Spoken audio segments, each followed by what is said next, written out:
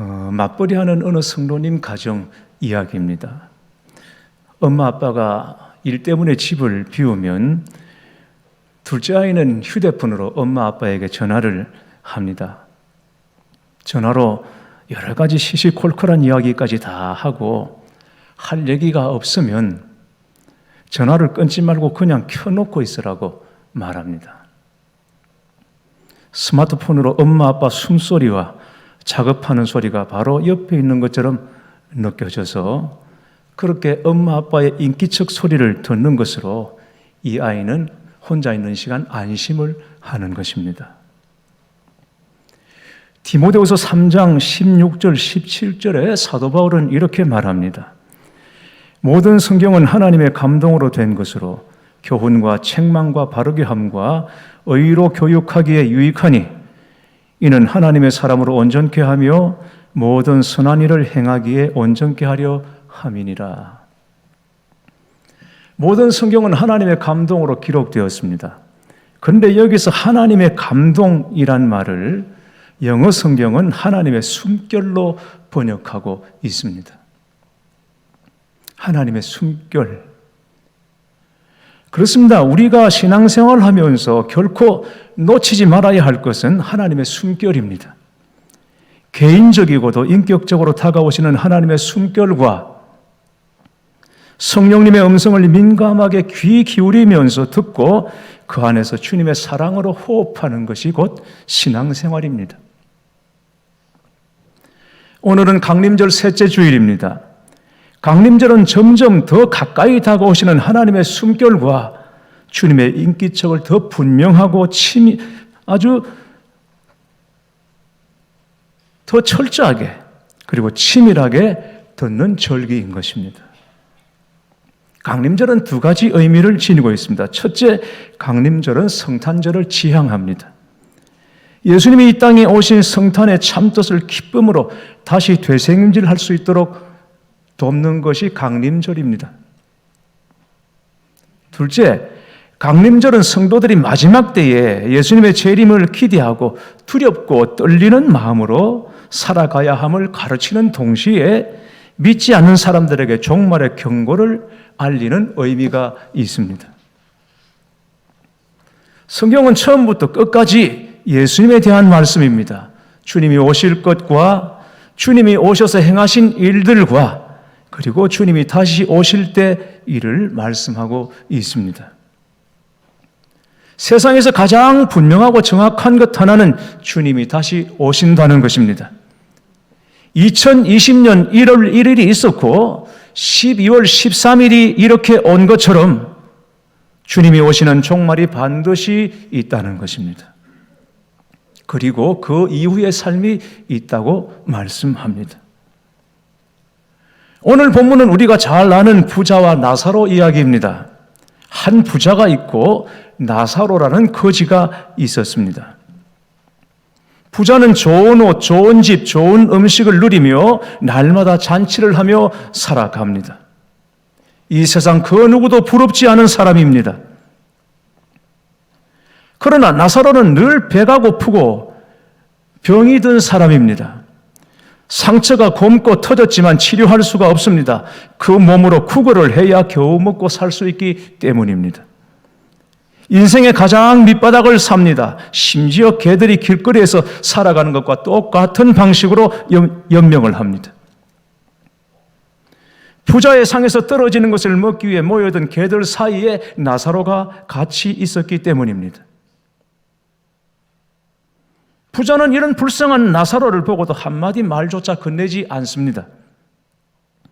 어쩌면 그런 나사로의 비참함을 보고 즐겼을지도 모르고 우월감을 느꼈는지도 모릅니다. 그러다가 부자도 죽고 나사로도 죽습니다. 부자는 죽어서 지옥으로 갔고 나사로는 천국으로 갔습니다. 부자는 지옥의 불이 너무 뜨거워서 아브라함에게 천국에 있는 나사로를 보고 그의 손끝에 물 한 방울을 찍어서 자신의 혀를 잠시나마 시원하게 해달라고 호소합니다. 그러자 아브라함이 말합니다. 너는 살았을 때 좋다는 것을 다 누리며 살았고 나사로는 비참한 삶을 살지 않았냐? 설사 나사로를 보내고 싶어도 가운데 큰 구렁텅이가 있어서 건너가지를 못한단다. 그러자 부자는 간절하게 한 가지를 더 부탁합니다. 그럼 나사로를 다시 살려내 형제들에게 보내주십시오. 그러면 형제들이 이곳으로 오지 않을 것 아닙니까? 라고 부탁합니다. 아마 이 부자의 형제들도 상당한 부자였으며 자기만 알고 자기 배만 채우는 사람들인 것 같습니다. 그러니까 부자가 자기 형제들로 죽으면 반드시 자기 있는 지옥으로 온다는 것을 알았기 때문이죠. 그러나 아브라함은 여기에 단호하게 말합니다. 모세와 선지자들과 구약 성경을 통해서 그렇게 하나님 말씀하셨는데 그들의 삶은 조금도 변하지 않았다.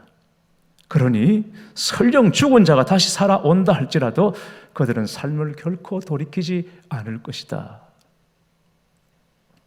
예수님의 이야기는 여기서 끝이 납니다. 사람들은 부자와 나사로의 이야기를 예수님께서 만들어내신 비유라고 생각합니다. 천국과 지옥을 그럴듯하게 설명하기 위해서 지어낸 이야기라고 생각합니다. 그러나 부자와 나사로의 이야기는 비유가 아니라 실제 있었던 사건입니다. 그렇게 생각할 수밖에 없는 근거는 복음서를 보면 예수님께서 많은 비유를 들어 말씀하셨는데 특히 천국을 설명하실 때는 비유로 말씀하셨습니다. 씨 뿌리는 비유, 포도원 일꾼의 비유, 이런 양의 비유, 이런 드라크마의 비유 등이 있습니다. 그런데 예수님께서 이런 비유를 말씀하실 때 꼭 하시는 말씀이 있습니다. 예수께서 그들에게 비유로 이르시되 이에 비유로 말씀하시되 라고 되어 있습니다. 이건 비유다 하고 밝혀주십니다. 그러나 부자와 나사로의 이야기는 그런 말씀이 없습니다. 만일 비유라면 비유로 말씀하시되 부자와 나사로가 있었는데 라고 시작해야 맞을 것입니다. 그러나 부자와 나사로의 이야기는 한 부자가 있어 라고 시작이 됩니다. 사실이기 때문에 그렇습니다. 또 하나 비유에는 사람의 이름이 언급되지 않습니다. 복음서에 나오는 예수님의 비유를 쭉 한번 살펴보십시오. 사람의 이름이 언급된 것이 있는지 말입니다. 없습니다. 그러면 탕자의 비유는 무엇입니까? 라고 말하겠죠. 그러나 탕자의 비유는 잃어버린 아들 얘기지 탕자라는 이름이 직접적으로 거명되지 않습니다. 이름이 없습니다. 왜 부자와 나사로의 이야기는 이름이 있습니까? 실제 사건이기 때문입니다. 그것도 부자는 생명책에 이름이 기록되지 못하고 나사로는 생명책에 이름이 기록되어 있기 때문에 나사로의 이름을 언급하고 있는 것이 아니겠습니까? 자, 이 이야기가 사실이라면 우리 마음에 고민이 하나 생깁니다. 그게 뭐냐 하면 나와 피를 나눈 내 부모 형제들이 예수님을 만났는가? 만났다면 잘 믿고 있는가라는 문제입니다. 이 이야기를 지어낸 것이라면 그럴 수도 있지.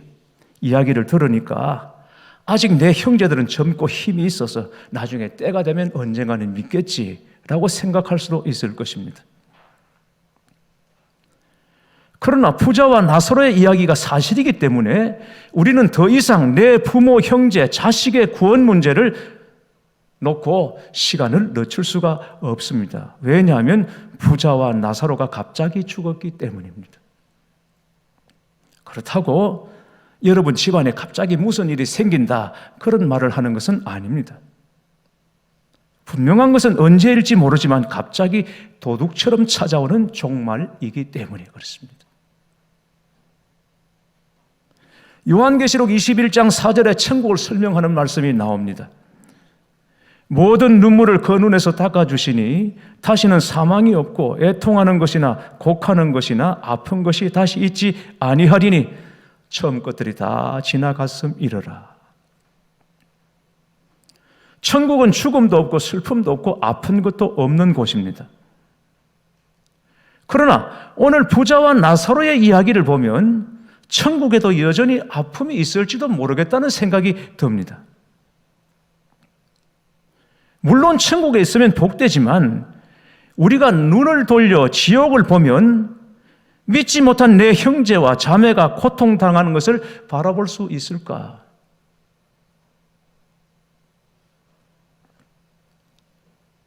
조용기 목사님이 초년 목회 때 겪었던 일이라고 합니다. 어느 추운 겨울날 할머니 한 분이 담요 한 장을 들고 교회에 와서는 매일같이 벌벌 떨면서 철야 기도를 합니다. 그런데 아침이면 귀 부인이 고급 승용차를 타고 와서 끓여온 커피를 할머니 앞에 내놓습니다. 조 목사님이 참 이상하다 여겼습니다.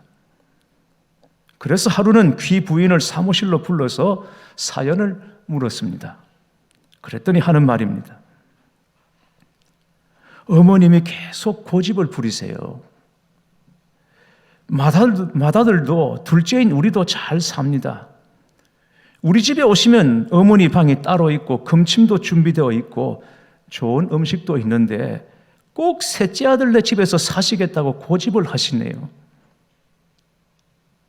그 셋째를 위해 기도하신다고 저렇게 밤을 새워가며 엎드려 있으니 목사님이 잘 말씀 좀 하셔서 우리 집에서 살게 해주세요. 그래서 목사님이 할머니를 만났습니다. 할머니, 첫째 아들, 둘째 아들도 잘 살고 좋은 집, 좋은 잠자리, 좋은 음식이 있는데 왜 이 고생을 하십니까? 라고 물었더니 할머니가 목사님을 한참 쳐다보더니 말했습니다. 목사님 총각이지. 아직 결혼해서 자식 안 길러봤지. 옛말에 썩은 새끼로 목맨다는 말이 있어. 맏아들, 둘째 아들 잘 사니 좋아. 그런데 셋째 놈이 못 살아 어미 마음에 못을 박는 거지. 내가 맏아들 집에 가도 둘째 아들 집에 가도 편하지가 않아. 젊은 목사님도 결혼해서 자식 낳아보면 내 심정 알 거야 하더랍니다.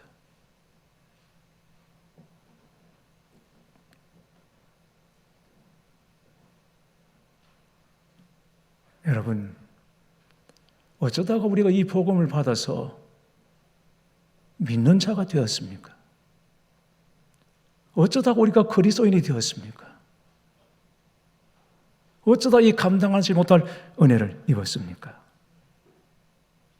그러나 혹시 믿지 않는 가족으로 인해서 이 천국에서 어머니와 같던 심정이 되지 않을까 모르겠습니다. 물론 우리는 천국에서 지옥의 고통을 경험하지 않습니다. 그러나 고통스러워하는 사람들의 눈과 천국에 있는 우리의 눈이 마주친다면 어떻겠습니까? 그 불지옥이 얼마나 고통스러운지 죽은 부자는 혀끝에 물 한 방울만 떨어져 주기를 간절히 바라지 않았습니까? 그래서 우리는 복음을 전해야 합니다.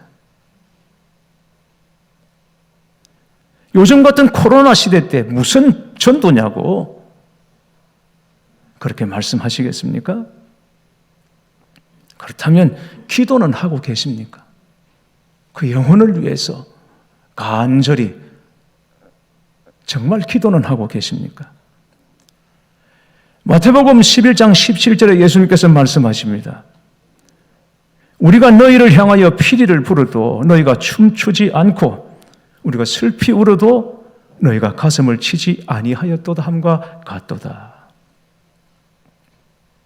전도를 하면 모든 사람들이 다 듣고 반응을 보이거나 호의를 베풀지 않습니다. 오히려 욕먹지 않는 것이 감사할 따름이죠. 그러나 어떤 상황 가운데서도 전도는 중단되어서 안 됩니다.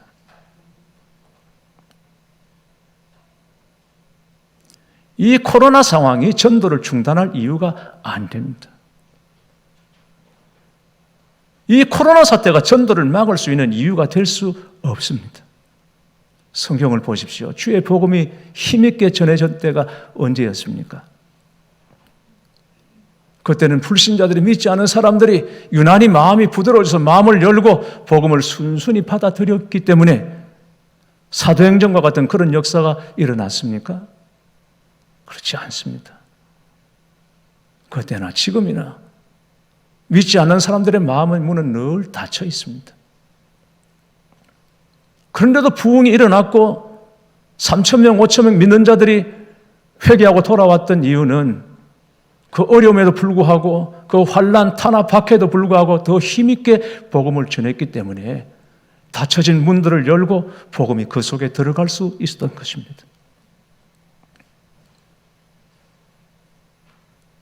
코로나가 절대 전도하지 않을 이유가 아닙니다. 이 사태는 전도의 문을 닫을 이유가 없는 것입니다. 우리는 이럴 때 더더욱 주의 복음을 전해야 하고 그리고 더 간절히 하나님께 기도해야 합니다.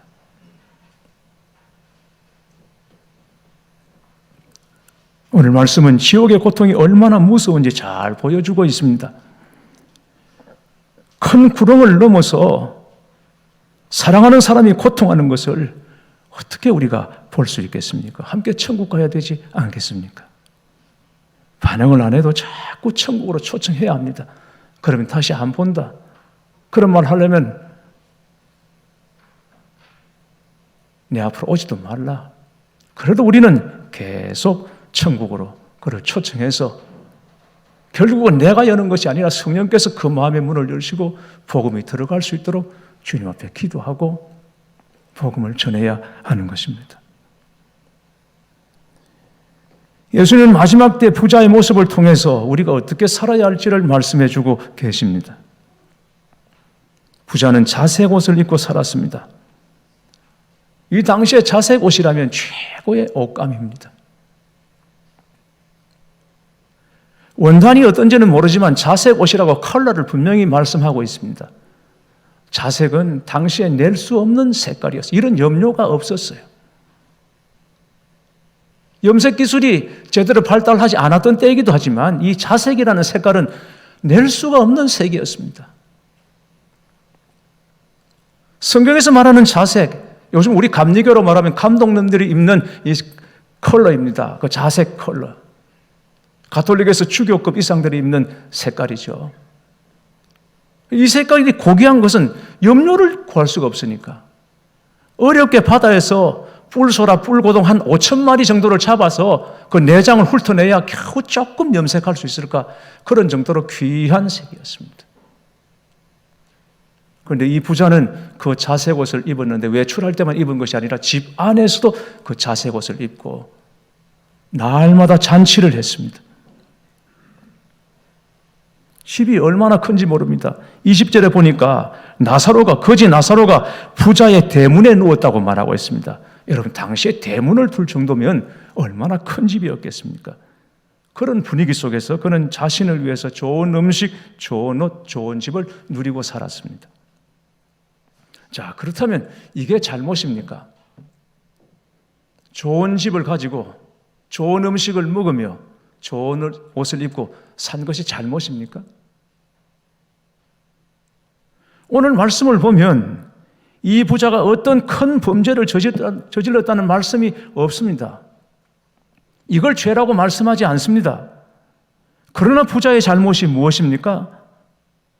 부자는 자기 가진 것으로 자기만을 위해 평생 산 사람이었다는 것입니다.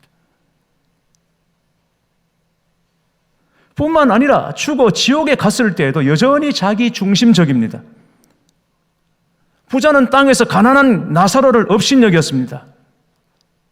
그리고 죽어 지옥에 갔는데도 여전히 자신의 사고방식을 그대로 가지고 있음을 볼 수 있습니다. 24절 말씀을 보십시오. 아버지 아브라함이여, 나를 긍휼히 여기사 나사로를 보내어 그 손에 그 손가락 끝에 물을 쥐고 내 혀를 서늘하게 하소서. 내가 이 불꽃 가운데서 괴로워하나이다. 지옥에서도 부자는 여전히 가난한 나사로를 지옥에 보내서 자기 있는 쪽으로 보내달라고, 지옥으로 좀 보내달라고 말하고 있습니다. 그리고 그 나사로를 다시 살려서 자기 형제들에게 보내서 우리 형제들이 회개하고 여기 오지 않게 해달라고 말하고 있는 것입니다. 부자는 지옥에서까지 가난한 나사로를 업신여기고 자신의 심부름꾼 정도로만 생각하고 있더라는 것입니다. 오직 자기 자신밖에 모릅니다. 이게 이 부자의 문제였습니다. 신앙생활에서 감사는 정말 중요합니다. 그래서 감사가 능력이라고 저는 감히 말씀드립니다. 그러나 우리가 어떻게 생각하면 감사를 너무 한쪽으로만 생각하는 것이 아닌지 모르겠습니다. 내가 하나님께 기도했던 것이 이루어져서 감사하고, 건강이 회복돼서 감사하고, 형통한 것이 감사하고, 물론 감사한 일이죠. 그러나 오늘 말씀처럼 모든 것이 다 자신만을 위한 것이라면 그 감사가 과연 하나님께 기쁨이 되겠는가? 우리가 감사해야 할 또 하나의 이유는 오늘 성경에 나온 부자와 달리 내가 다른 사람에게 적지만 베풀 수 있고 다른 사람을 섬길 수 있다면 그것이 감사한 것이 아니겠습니까? 내게 그런 마음이 일어났고 조금이라도 그럴 능력이 있다면 이것이 감사가 아니겠습니까? 결국 부자와 나사로를 통해서 주님이 우리에게 말씀해 주시는 것은 자기만 생각하고 사는 것은 잘 살아도 결코 복이 아니다라는 것을 말씀해 주고 있습니다. 내 인생에서 이것만은 정말 나를 버렸고 이것만은 아가페였다고 말할 수 있는 것 단 몇 가지라도 있을 때 그게 진짜 복이 아니겠습니까?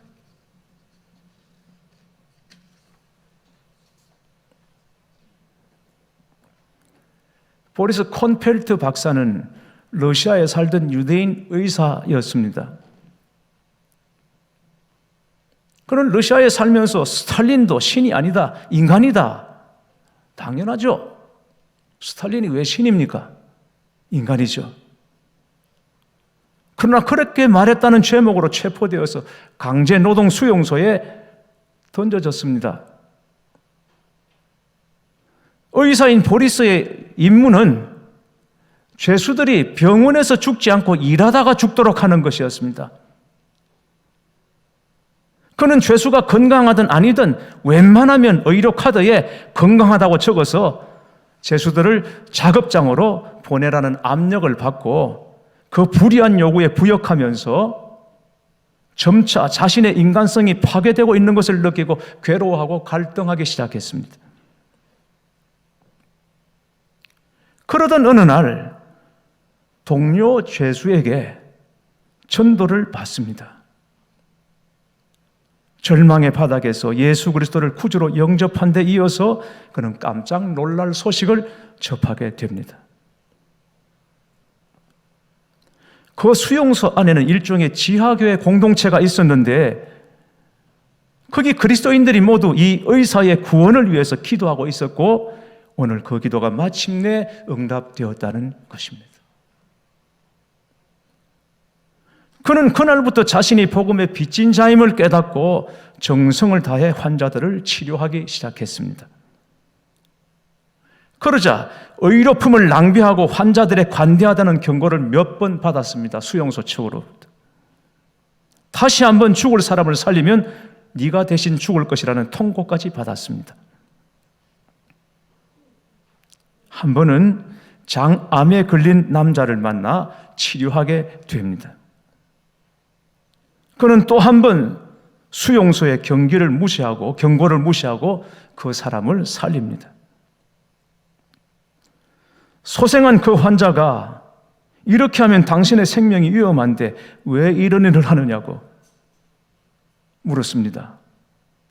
그는 이렇게 말합니다. 괜찮습니다. 당신과 나를 살리기 위해 이미 죽으신 분이 있으니까요. 그가 누구냐고 묻는 환자의 귀에 그의 이름은 예수 그리스도라고 속삭였습니다.